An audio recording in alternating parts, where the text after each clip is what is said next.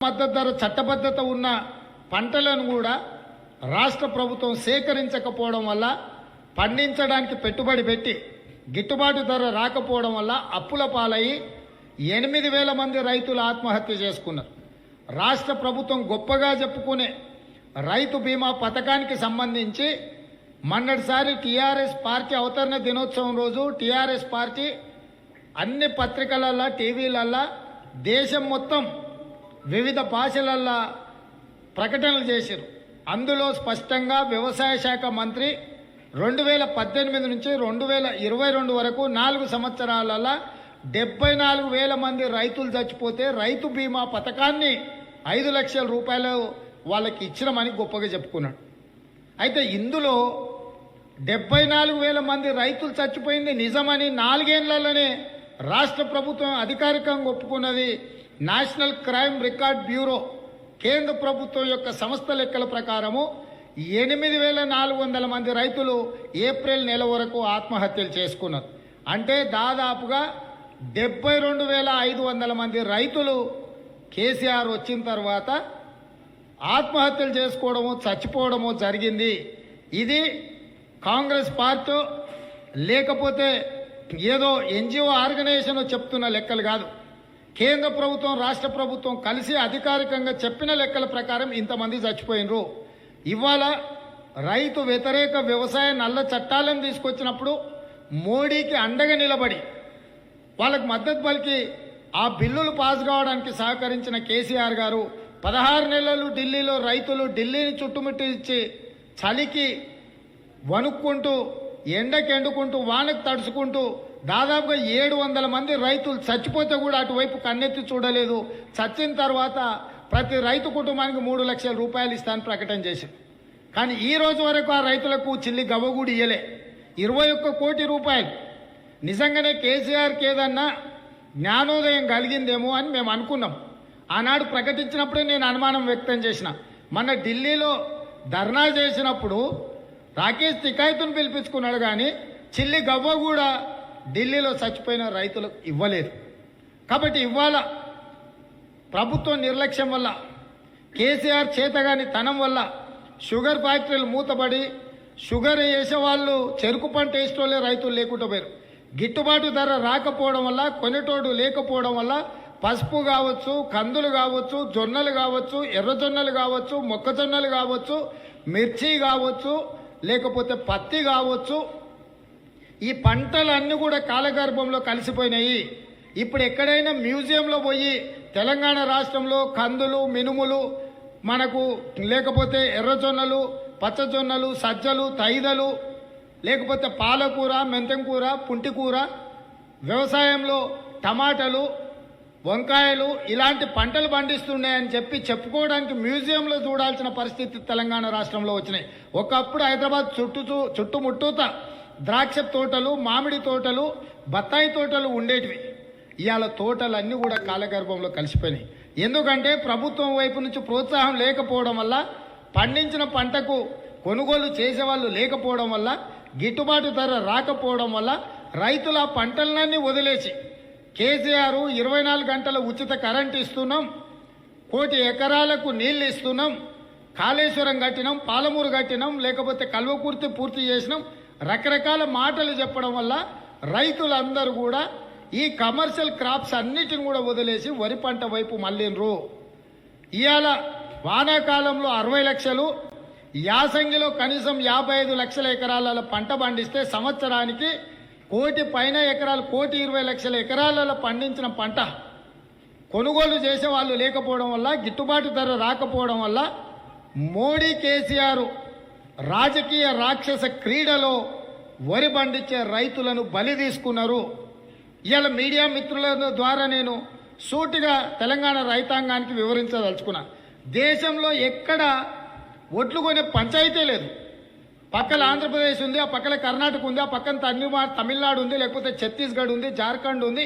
ఏ రాష్ట్రమైనా తీసుకోండి, ఏ రాష్ట్రంలో లేని వడ్ల పంచాయతీ తెలంగాణలో ఎందుకు వచ్చింది అంటే, వరి పండించే రైతులను అడ్డం పెట్టుకొని తమ పార్టీలను విస్తరించుకోవాలని ఒకడు, ఉన్న పార్టీని పదిలం చేసుకోవాలని ఇంకొకడు, ఒకరి మీద ఒకడు ఎత్తులేసి జిత్తులేసి గల్లీలు ఉండేటోడు ఏమో ఢిల్లీలో ధర్నా చేస్తాడు, ఢిల్లీలో ఉండేటోడు వచ్చి గల్లీలో ధర్నా చేస్తాడు. ఢిల్లీలో మోడీ ఉంటాడు, గల్లీలో కేసీఆర్ ఉంటాడు. సేకరించాల్సింది వీడు, చెల్లించాల్సింది వాడు. ఇద్దరు ఈ పని వదిలేసి రోడ్డుకెక్కి కొనుగోలు చేయాలి ఓట్లని ధర్నా చేస్తారు. ఎవరి మీద ధర్నా చేస్తారు వీళ్ళు నాకు అర్థం కాలే. ఒకడు ముఖ్యమంత్రి, ఇంకొకడు ప్రధానమంత్రి. వీళ్ళిద్దరు కలిసి దావుద్ ఇబ్రాహింను కొనమంటురా, లేకపోతే పాకిస్తాన్ ప్రధానమంత్రి ఇమ్రాన్ ఖాన్ను కొనమంటురా? ఎవరిని కొనమంటుండ్రు వీళ్ళు? లేకపోతే రష్యా నుంచి పుతిన్ వచ్చి కొంటాడా?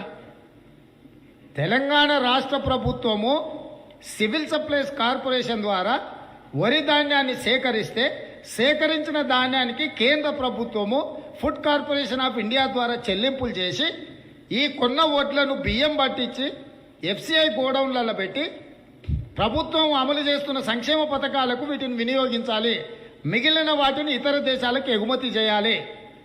ఈ పని చేయాల్సిన ఇద్దరు ఆ పని చేయకపోవడము, కేసీఆర్ నిర్లక్ష్యం వల్ల వందలాది మంది వానాకాలంలో చచ్చిపోయారు. ఆ అనుభవం నుంచి గుణపాఠం నేర్చుకోకుండా ఆ అనుభవాన్ని అడ్డం పెట్టుకొని దీంట్లో రాజకీయం ఉంది, రాజకీయ ప్రయోజనం పొందొచ్చు, రైతులను రెచ్చగొట్టొచ్చు అని చెప్పి యాసంగిలో కోనె బస్తాలు కొనలేదు, ఐకేపీ కేంద్రాలు తెరవాలనే ప్రయత్నం చేయలేదు. వ్యవసాయ శాఖ ద్వారా ఎన్ని ఎకరాలలో వరి పండించారు, ఎంత ధాన్యం దిగుమడితో వస్తుందో అంచనాకి రాలేదు. ఐకేపీ కేంద్రాలలో కొనుగోలు చేసిన వడ్లను మిల్లులకు చేర్చడానికి రవాణా సౌకర్యాలను ఏర్పాటు చేయలేదు. మిల్లులో వడ్లను బియ్యంగా మారిస్తే అవి ఎఫ్సిఐ గోడౌన్కి తరలించే విధానాన్ని కూడా 45 రోజులు ఆలస్యం చేయడంతో వానకాలంలో చచ్చిపోయిన రైతులు మళ్ళీ చావలేక బతకలేక 1960 రూపాయల కనీసం మద్దతు ధర ఉన్న వడ్లను 1400 రూపాయల లోపలనే తెగనమ్ముకున్నారు. ఇవాళ ప్రతి క్వింటాల్కు 500 నుంచి 600 రూపాయల నష్టం జరిగింది. ఇప్పటికే 30% వడ్లు మిల్లర్లు కొనుగోలు చేసిరు. అంటే 30% వడ్లకే 3000 కోట్లు రైతులు ఇవాళ మునిగినరు. ఈ 3000 కోట్లల్లా కేసీఆర్ కుటుంబానికి సగం, మిల్లర్ల దోపిడీ మిగతా సగం. ఇవాళ రైతులను దోసుకోవడానికి కనీసం మద్దతు ధర ఇవ్వకుండా 1300కు 1400 కొన్న వడ్లను ఇప్పుడు మేము 2800 కోట్ల రూపాయల అదనపు బడ్జెట్ రిలీజ్ చేస్తున్నాము, వైబుల్ గ్యాప్ ఫండ్ ద్వారా పైసలు పెట్టమంటారు. ఇవి ఎవరికోతే ఇప్పుడు మిల్లర్ల దగ్గర ఉన్న వడ్లకు 1960 రూపాయలు ఈరోజు రాష్ట్ర ప్రభుత్వం చెల్లిస్తుంది. 30% రైతులు అమ్ముకొని ఇంటికి వెళ్ళిపోయారు. వాడికి 1300, 1400 కంటే ₹1 ఎక్కువ వేయాలి. అన్ని గ్రామాలలో జరుగుతున్న ధర్నాలు మీరు చూసారు.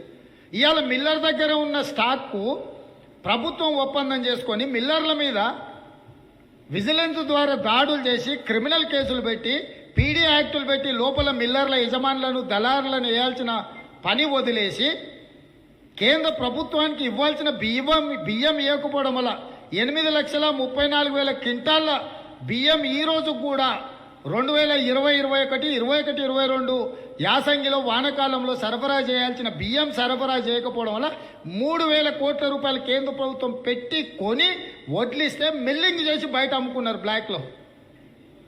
ఇవాళ వాళ్ళకి సరఫరా చేయలేదని ఎఫ్సిఐ వాళ్ళు ఒక 40 మిల్లులు శాంపిల్కి ఒక నిజామాబాద్లో చేస్తేనే కొన్ని లక్షల క్వింటాల బియ్యం లేవు. బియ్యం ఇవ్వనప్పుడు మిల్లులలో ఒట్లు ఉండాలి, మిల్లులో ఒట్లు లేవు, ఎఫ్సిఐకి బియ్యం ఇవ్వాలి. ఇట్లా 3,000 కోట్ల రూపాయల దోపిడీ కళ్ళ కట్టినట్టుగా అనిపిస్తుంది. 8 ఏళ్లలో ఏం బాగోతం జరిగిందో ఇప్పుడు తేలాలి. దీని మీద మేము సిబిఐ ఎంక్వైరీ అడిగితే వాడు సన్నాసిగాడు అంటే రేవంత్ రెడ్డి రైతులను ఇబ్బంది పెట్టాలనుకుంటున్నా, మిల్లర్ల మీద దాడులు చేయాలంటున్నాను. దొంగతనం చేస్తే దాడులు చేయరా? దొంగతనం చేస్తే వాడిని కడ్రాయర్ మీద పోలీస్ స్టేషన్లలో కూర్చోబెట్టాలి. వాడు మంత్రి కావచ్చు, కంత్రి కావచ్చు, లేకపోతే మిల్లర్ కావచ్చు, లేకపోతే దళారీ కావచ్చు. కష్టపడ్డ రైతులను 1000 కోట్లలో దోసుకుంటే వాని మీద కేసులు పెట్టమంటే ఎందుకు ఈ ప్రభుత్వానికి కడుపు నొప్పి వస్తుంది? ఇవ్వాలని కూడా ప్రభుత్వం స్పష్టత ఇస్తలేదు. రైతులకు 1960 రూపాయలు ఎవడు చెల్లిస్తాడు? అవి రా రైస్ ఒకవేళ ఉత్పత్తి చేస్తే వచ్చే నూకలకు ఎవడు బాధ్యత తీసుకుంటాడు?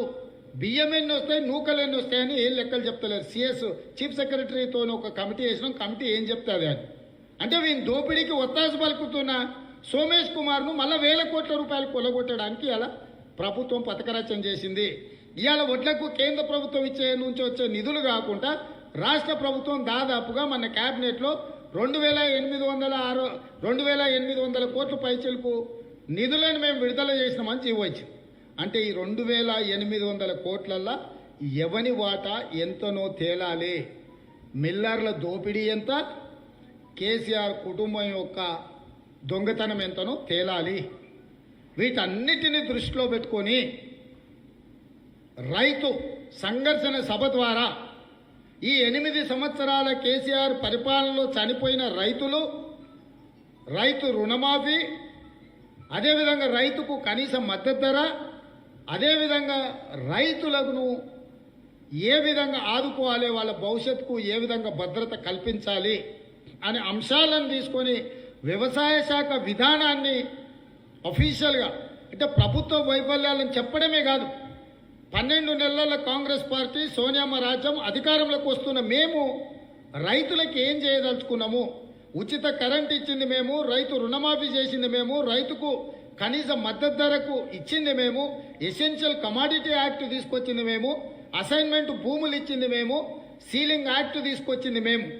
అంటే దళితులకు, గిరిజనులకు, భూమి లేని నిరుపేదలకు ఆత్మగౌరవంతో కూడుకున్న భూములు ఇచ్చి ఆ భూములలో వాళ్ళు పండించిన పంట సమాజంలో మీరు ఆలోచన చేయండి. అగ్గిపెట్టె కానీ సబ్బు బిల్ల కానీ తయారు చేసినోడు ధర నిర్ణయిస్తాడు. డీజిల్, పెట్రోలు, గ్యాసు అమ్మేటోడు ధర నిర్ణయిస్తాడు. నువ్వు హోటల్కి వెళ్తే నువ్వు ఛాయ్ తాగుతావా, టిఫిన్ చేస్తావా, అన్నం తింటావా, ఏం తింటే హోటలోడు ధర నిర్ణయిస్తాడు.